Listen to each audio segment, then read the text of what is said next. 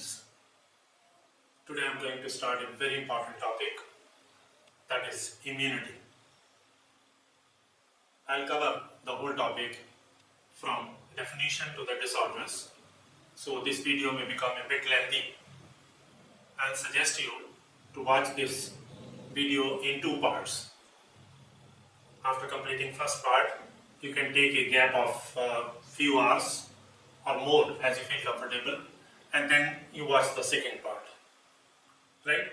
At the end I have given questions related to NEET, then you can revise those questions, and if you feel like, then you can change the setting in the YouTube, and at a faster pace you can revise the topic. Once you have done all this, the topic will be fully prepared, not only for class 12 but also for NEET examinations.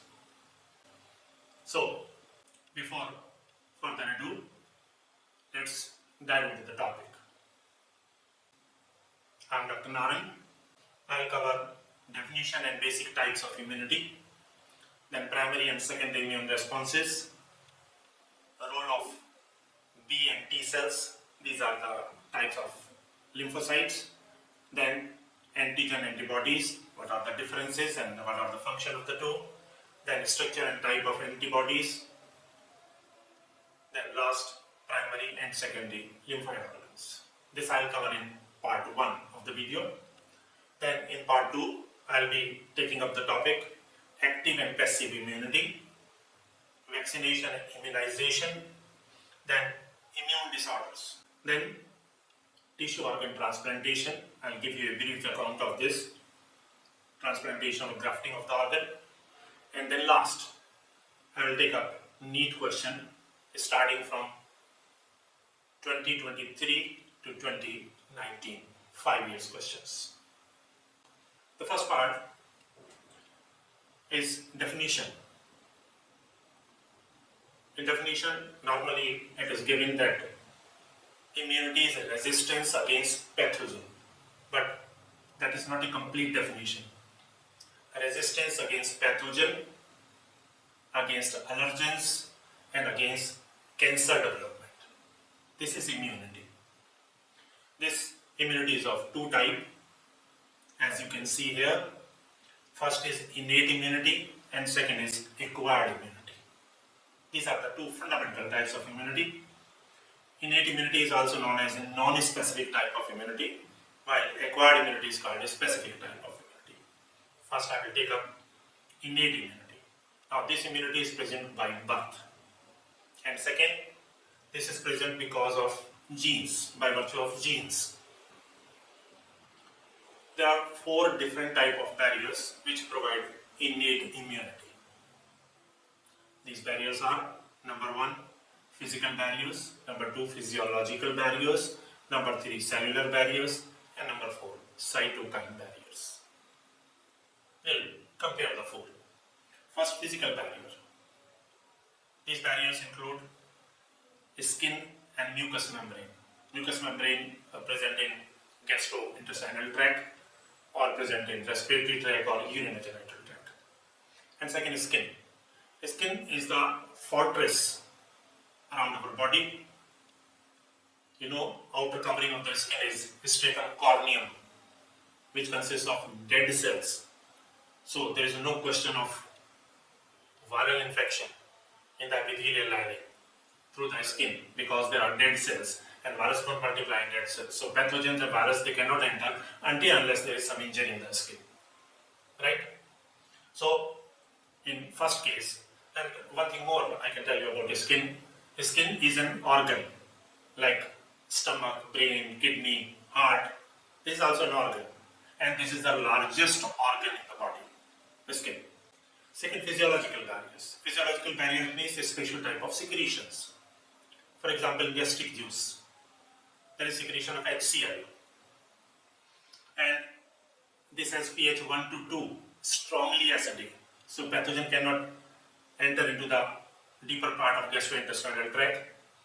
Second, in vaginal passage, there are bacteria which produce lactic acid and maintain a pH of 3 to 4. At that particular pH, acidic pH, the pathogens cannot enter through the vaginal passage.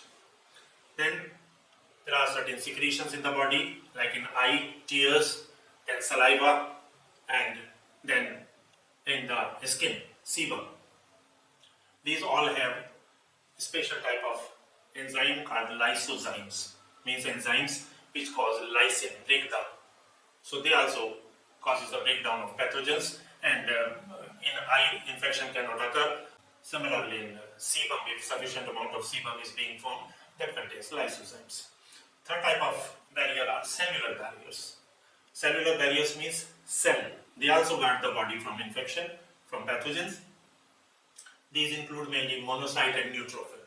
There are total 5 types of WBC, leukocytes, and these 5 types, 3 are granulocytes, acidophil, basophil, neutrophil, and 2 are agranulocyte, which includes monocyte and lymphocyte. I am talking about 2 cells, one from granulocyte, that is neutrophil, and the other from agranulocyte, that is monocyte. These 2 are phagocytic cells. And since the neutrophils have got the number of nuclear lobe from 2 to 7, so this neutrophil is also known as polymorphonuclear leukocytes, PML. Then there are macrophages in connective tissue. They are called eating machines. They can devour so many pathogens or so many antigens together. Then in liver, there are Kupffer cells. Kupffer cells are also the phagocytic cells, and besides all these type of cells which provide cellular barrier, there's one special kind of cell called natural killer cells. Remember, this is not the part of acquired immunity. I'm talking about innate immunity. And these NK cells, they survey the blood from time to time, and whenever they find some abnormal cells or virus infected cell, they go and kill it. So if one has got very good immune system, there are no chances of such abnormal cells developing in the body, whether from mutation or some other reason. Last type of barrier I'll cover is cytokine barrier. Now, cytokine barrier, they include interferons. Interferons are the chemicals of low molecular weight. In fact, they are proteins. Interferons, because they are such active chemicals, they were thought to be secreted from lymphocytes in the beginning. Therefore, they were called lymphokines, kind for kinetic. Later, it was discovered that the cells of connective tissue and the cells of neuron, brain, they also produce such type of active chemicals. So, instead of lymphokines, now such chemicals were called as cytokines. And if the amino acid sequence is known, then these cytokines are called interleukins, IL-1, IL-4. You will study in cancer and other type of diseases, right? So, there were the 4 type of barriers which form the innate immunity of human body. Now, I will start the second part, that is acquired immunity. Now, this acquired immunity is called specific immunity or adaptive immunity. It generally develops after the birth. Generally, I'll explain it later why I'm saying so. There is antigen-antibody reaction. In innate immunity, there were 4 different type of barriers, but no antigen-antibody discussion. An important feature of this acquired immunity are 4 important features I mentioned here: diversity, specificity, distinction, and memory. Diversity means there are different type of antibodies formed in acquired immunity. Specificity means the antibodies, they are specific to the type of antigen. Third is distinction. The immune system can distinguish between the self and non-self, means the body cells or the foreign cells. And last, memory. This immune system, acquired immunity, that can memorize the antigen or the other type of these chemicals coming with the pathogens. And then second part is primary and secondary immune responses. I'm taking primary and secondary immune responses. Again, I'll explain what is primary and what is secondary. Primary means when body encounters the pathogen for the first time. First time the infection has occurred or the pathogen has entered into the body. Then they'll start formation of antibodies, but this is very slow process and it is of low intensity. Remember this point. Primary response is of low intensity. Then secondary response. Secondary response means the primary response has already been there and the antibodies development has started, and the memory cells, I will discuss later, they are also formed. So when the body encounters the same pathogen for the second time, what happens? There is now formation of antibodies at a faster pace. This response is of high intensity, and this response is also known as anamnestic response. Right? Such responses, as I mentioned, because of the memory of the first encounter. During the first encounter, the memory cells are formed. So these memory cells memorize those antigens which had entered into the body, and then secondary responses of very high intensity. That's the difference between primary and secondary responses. Next heading I am covering is lymphocyte. And remember, this is very important. Very important. Lymphocytes are of two types, B cells and T cells, functionally. The B cells were discovered for the first time in bursa, that is a part similar to appendix in birds. And therefore these cells were known as B cells. B cells means bursa derivative cells. And second type of lymphocytes, they are T cells. T cells means thymus derivative cells, which are matured or sensitized in thymus. So, in case of human, because there is no bursa present, equivalent part to the bursa is bone marrow. So, B cells are produced in human in bone marrow. Sometimes students call the B cell as bone marrow cell. No, all type of cells are produced in bone marrow, so that's not appropriate. But B cells are actually bursa derivative. But in human, because that is equivalent to bone marrow, we call it bone marrow cells. Then the B cells are also produced in gut-associated lymphatic tissue or lymph node cells.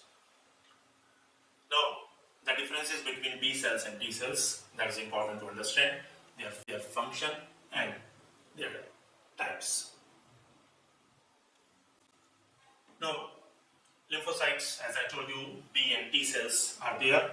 The B cells are about 20% of the lymphocyte, while 80% of the cells are T cells. So, maximum number of the cells are T cells in lymphocytes. Second, the B cells, they produce immunity in fluid, humoral. So, this type of immunity is called humoral immunity.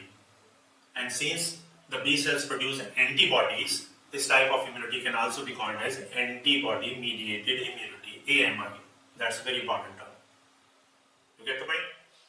Now, in case of T cells don't produce antibodies, not at all. But some of the T cells, they help the B cells in the production of antibodies. And the most important point, in T cells, there is a special category called killer T cells, which can reject the foreign tissue or grafted organ, non-matched organ. The T cells are of four types. These are HT cell, KT cell, ST cell, and memory cells. HT cell helper T cells, which help the B cells in the formation of antibodies. Then KT cells are killer T cells, I've told you just the function of killer cells.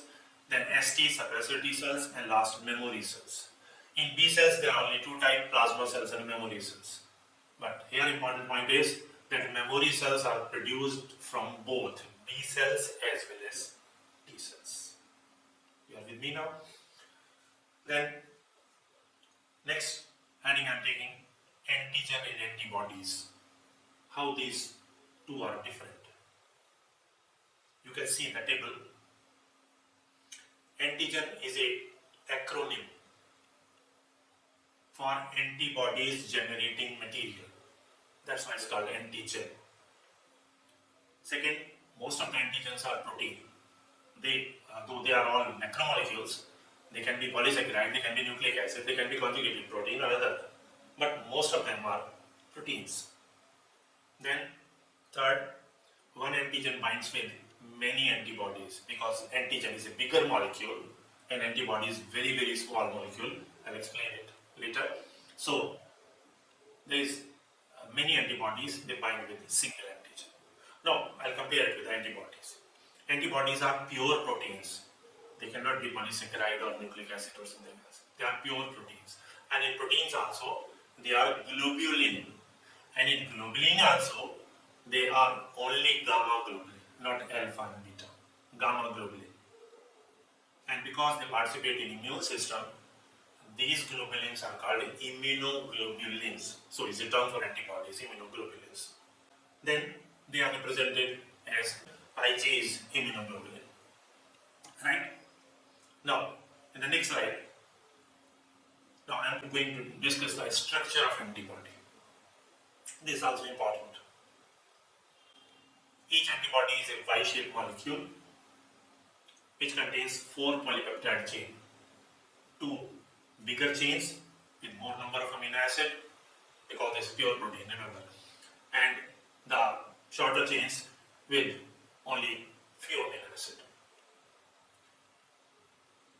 Because the longer chains have more amino acid, such chains are called heavy chains, and the shorter chains, they are called lighter chains because of the low number of amino acid.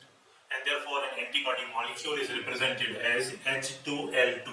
Here H stands for heavy, 2 heavy chains, and L stands for light chains. Now each Y-shaped molecule has got 2 binding sites. You look at this diagram, this one binding site, this side, and this another binding site.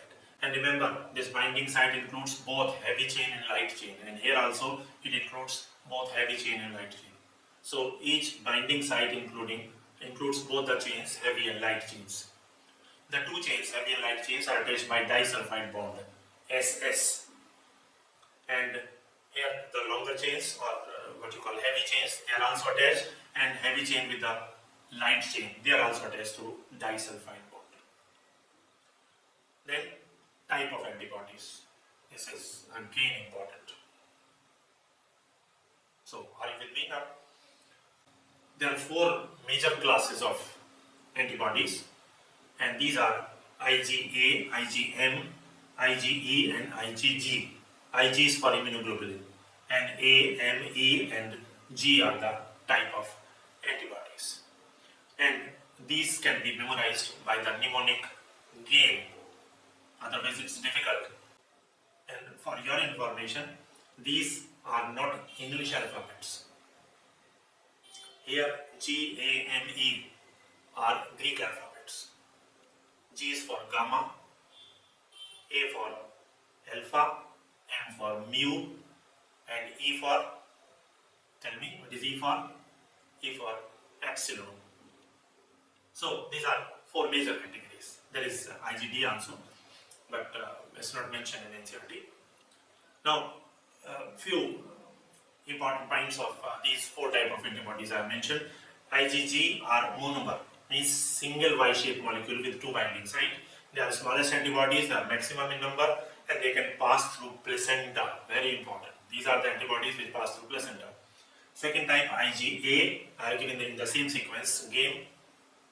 IgA are dimer. They have 4 binding sites, 2 Y-shaped molecule, and they are present in secretion, whether it's milk, whether it's sebum, whether it's colostrum.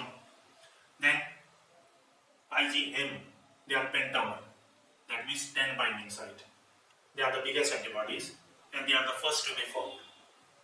Can you answer why the IgM are the first to be formed after infection? Why IgG, which are maximum number, why they are not formed first? Answer is simple.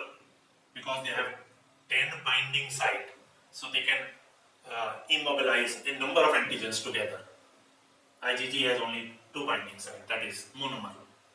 Last, IgE, they are also monomer, but they are involved in allergy. This is again important. The question has been asked in NEET. So the antibodies which are present in allergy, they are IgE. Clear? So these were 4 important classes of antibodies. Okay? Now we'll move to the next slide, and that is lymphoid organs. I have given in the diagram also which are the primary lymphoid organ and which are secondary lymphoid organ. So these lymphoid organs are the tissues or the structures where origin and maturation, or the proliferation of lymphocytes occurs. These lymphoid organs are of two types, primary and secondary lymphoid organs. The primary lymphoid organs are those organs where the B cells and T cells are matured or sensitized. Right? So, because the B cells are produced in case of human in bone marrow, so bone marrow is the primary lymphoid organ. Similarly, the second, thymus, where T cells are produced, T cells are sensitized, this is called primary lymphoid organ. So, bone marrow and thymus, and this I have shown in diagram, primary lymphoid organ, which includes thymus and the bone marrow. Right? Now, secondary lymphoid organ. Secondary lymphoid organs where the lymphocytes, they bind or they act with the antigen and then start proliferating, increase in number and become effector cells. Such secondary lymphoid organs include tonsils in throat, then lymph nodes, maybe in armpit, thigh pit, then spleen, Peyer's patches. Peyer's patches are present in small intestine, and appendix you are familiar with. Bone marrow is the largest lymphoid organ where the B cells are produced. That's the largest lymphoid organ. Thymus, I mentioned here thymus also, you can see. And this is because it's a peculiar structure which is present above heart on the ventral side of heart. Above heart means this is ventral side. So it's present above heart on the ventral side. And secondly, this is a endocrine gland also. Thymus is endocrine gland also. You have read in 11th class in endocrine system.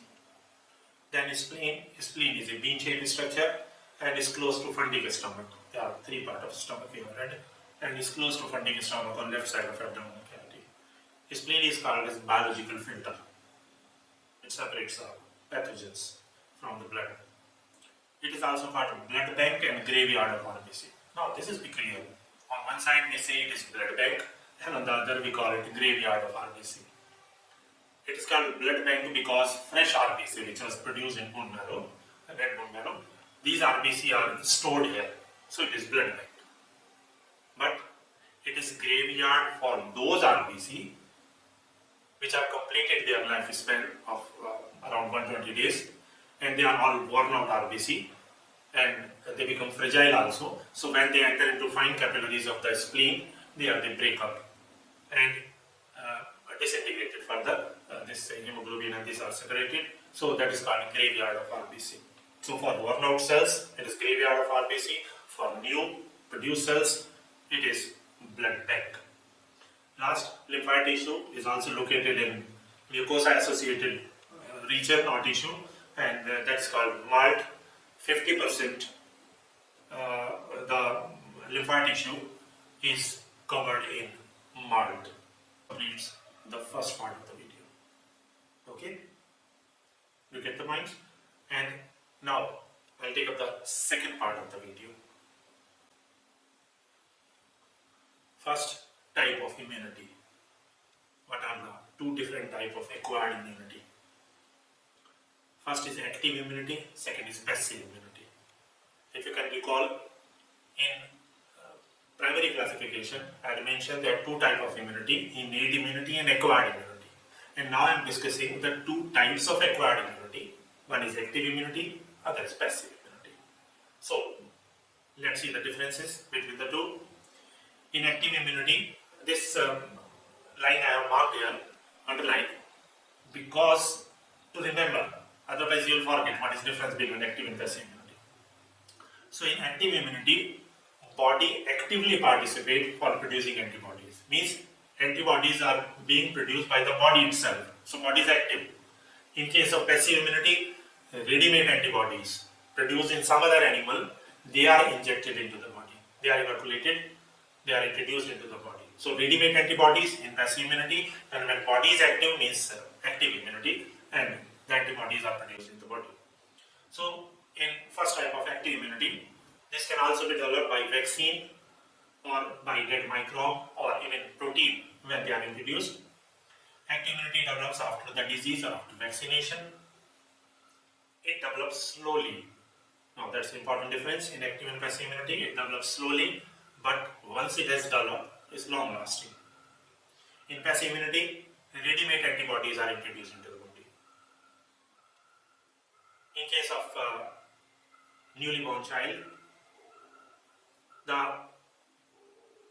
in fetus, the special type of antibodies, they pass through placenta. I told you the IgG type. They pass through the placenta, and at birth, child acquires acquired immunity. I mentioned in the beginning, generally acquired immunity develops after birth. But this is an example where acquired immunity has been developed at the time of birth when ready-made antibodies from the mother has passed through placenta to the fetus. Then colostrum, yellow fluid which is produced by mother in the early days of lactation, that also provides passive immunity. And because we are talking about secretion, whether milk or this colostrum, that contains IgA type of antibodies. IgA are present in secretions. Now, this immunity as compared to active immunity, this develops immediately. Whenever the antibodies are introduced into the body, then immunity will develop. But that lasts for a short period, maybe for a few months or a few years. Then, next heading, vaccination and immunization. Immunization is of two types, active and passive, based on the active and passive immunity. In active immunization, vaccine may be inactive or weak pathogen or even protein. They are introduced into the body and that produces antibodies. During actual infection, the antibodies are already there. The more number of antibodies are produced because the memory is also there after first infection. So this is a slow process. After vaccine, the antibodies formation starts, memory cells develop. It's a slow process and based on memory of the immune system. Vaccines nowadays are being produced in bacteria or yeast by recombinant DNA technology. And the one very important example of recombinant DNA vaccine is hepatitis B vaccine. But remember, it's not produced in bacteria, it is produced from yeast. And passive immunity. The passive immunization here, because the quick immune response is required, so ready-made antibodies are introduced.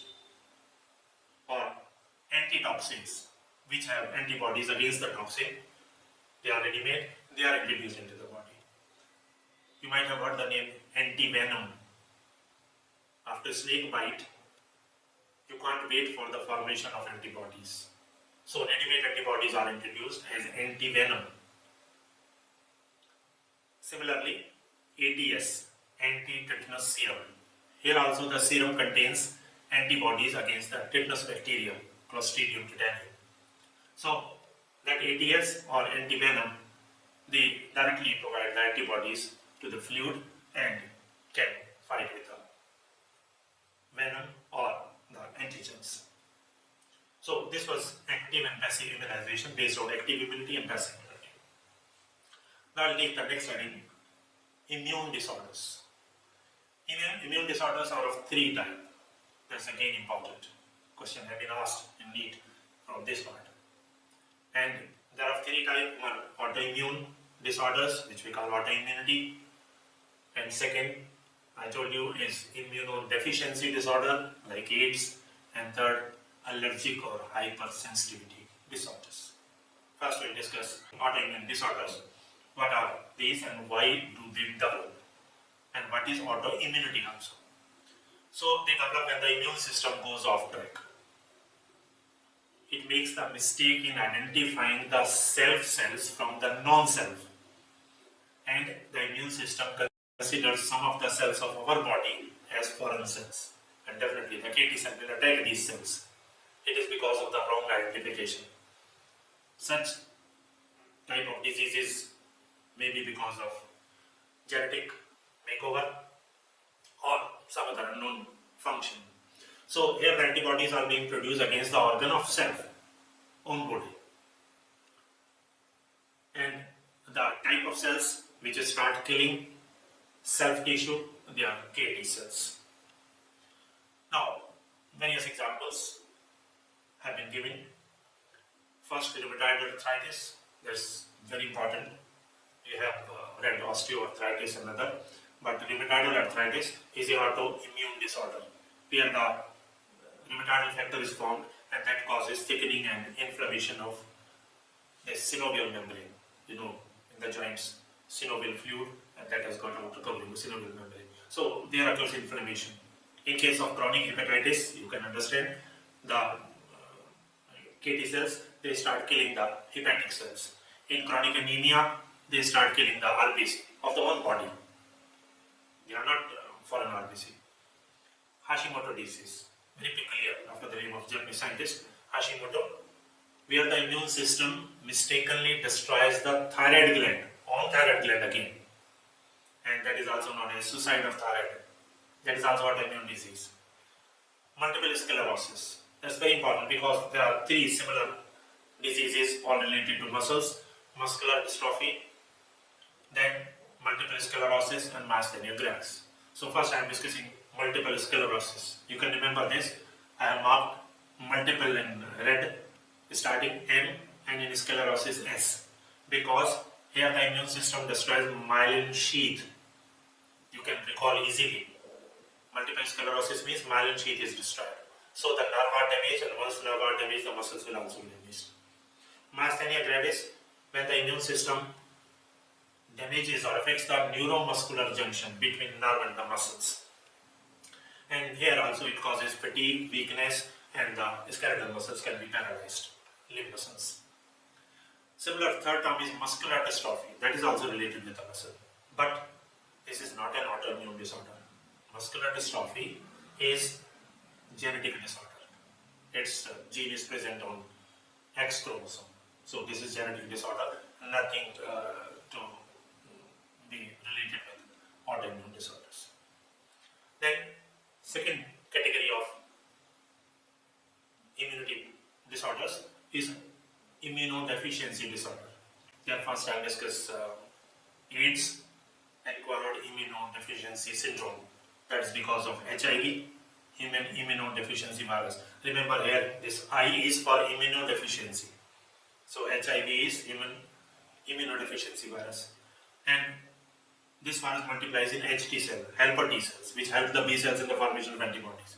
So once the AIDS develop, the HT cells are killed, and because the HT cells are reduced in number, the antibodies by the B cells cannot be produced, and the whole immune system gets paralyzed. Similar, another disease is SCID, where either the B or T cells are not formed at all, or if they are formed, they are not in sufficient number. So there is immune deficiency called SCID. Third and the last in this is hypersensitivity or allergic disorder. Allergy is exaggerated response of the immune system because the allergens are the weak, very weak antigens which are present in the environment. They can be pollen grains or other particles. So they are very weak antigens, but the immune system overreacts, and that causes the allergy. Then the tendency to be this allergy to develop can be inherited. The allergy itself is not inherited, but its tendency can inherit. The antibodies which are produced against allergens, against allergy causing chemicals, I told you in the beginning, they are IgE type. In game, the last one, IgE, they are the antibodies which are produced in allergy. So if the blood test of such a person who has allergic infection, not bacterial or viral or protozoan, and if the blood test is done, then the number of IgE antibodies would have been increased. Now, example of allergy. Organ-wise divided into different categories. Urticaria, this is skin allergy. Asthma is respiratory allergy. In asthma, the wheezing starts, smooth muscles of the bronchioles they constrict, and the breathing out is difficult. Expiration is difficult in asthma. Hay fever is nasal lining allergy. You might have seen certain individuals when the season changes from winter to summer, in the month of say April, May, several individuals they develop allergy, and that allergy may be from pollen grains or other. But the symptoms are that sneezing starts. One may sneeze 50 times, 100 times together. So this episode of sneezing, then eyes are watery, and the breathing is also become difficult. In such all allergies, Histamine and serotonin, they are secreted from the mast cells. Mast cells are present in connective tissue. Last, anaphylaxis, that's the allergy of blood. Rarely it happens when penicillin or some similar injection is given to the person. Then the basophils in the body, which are similar to the mast cells in function, they start secreting histamine. And such amount of histamine is produced that all blood vessels, they dilate. And due to dilation, BP drops, and this can be fatal. This type of allergy of blood is called anaphylaxis. For reducing the symptom of allergy, antihistamine, because allergy is because of histamine, so antihistamine is given, adrenaline can be given, and steroids are used. They are the hormone which suppress the immune system. Adrenaline has different function, and that suppresses the immune system. So here also, because this is there is overreaction of the immune system which is causing allergy, so steroids are given to such individuals. This type of autoimmune disorders are because of lower immunity in modern lifestyle. So the children who are developing in metro cities or living in metro cities, they are not exposed to mild type of infections. They don't go out and play most of the time. So at the time when their thymus is very well developed, immune system is very strong, if they go outside, they can develop antibodies against the mild infections, and even the memory cells can develop which will last throughout their life. So such children should be exposed to the environment. So mild infection will produce all such type of resistance and immunity will develop. But if they are kept well protected in AC environment they are living, then definitely they will become very sensitive or very sensitive to such type of allergies. Last point in second part of video, tissue and organ transplantation. You might have heard when kidney is transplanted or the liver tissue is transplanted. Then there is tissue matching. The blood group is matched, tissue is also matched, tissue suitable donor and the recipient, both the tissues are matched, and that tissue typing is done on the basis of a special type of antigen which are present on WBC.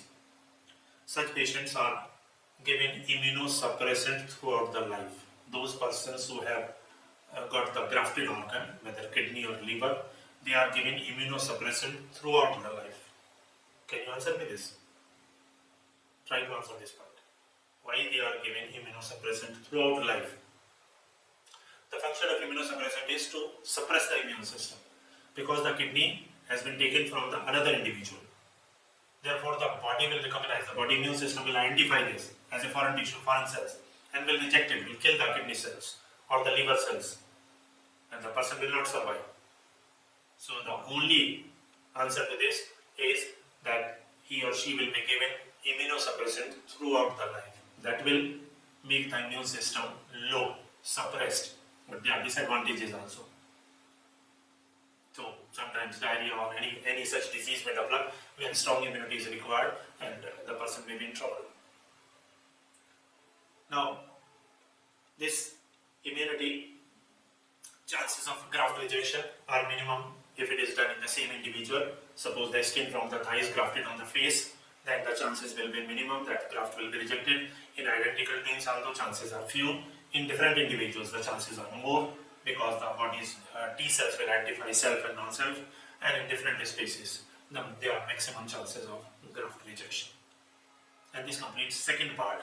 And now I am coming to questions from NEET from last 5 years, which questions have been asked.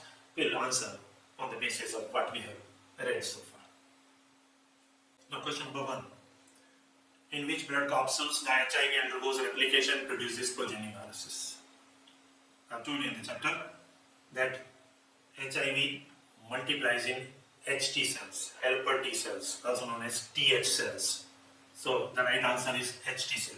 I am discussing only the right answer. Rest are wrong. So there is no need of discussion for the wrong answers. So I will discuss only the right answer. Then the second question that was asked in NEET 2022. Select the incorrect statement. Be very cautious while answering the question. Just see whether the correct option has been asked or the incorrect option. So you have to identify incorrect option. That will be the right answer. So incorrect option with respect to acquired immunity. The answer is 2. Why it is 2? Because it is mentioned here acquired immunity is non-specific type. It is incorrect. Acquired immunity is specific type of immunity. Innate immunity is non-specific. Then the defense present, it is present at the time of birth. No, generally after birth, acquired immunity. So both statements are incorrect. So second is the answer. In question number 3 of NEET 2021, chronic autoimmune disorder. We have just read disorders affecting neuromuscular junction leading to fatigue, weakening and paralysis of skeletal muscle is called. Answer is myasthenia gravis. What is this muscular dystrophy? You remember? Muscular dystrophy? It is genetic disorder. It's not an autoimmune disorder. The second autoimmune disorder you have read is multiple sclerosis, where the myelin sheath is damaged. So, your answer is myasthenia gravis. Then, next question of NEET 2020. Identify the wrong statement, again wrong statement, with reference to immunity. Answer is first, active immunity is quick. No, active immunity is a slow process. It cannot be quick. Where ready-made antibodies are introduced, that is passive immunity. There the response is quick.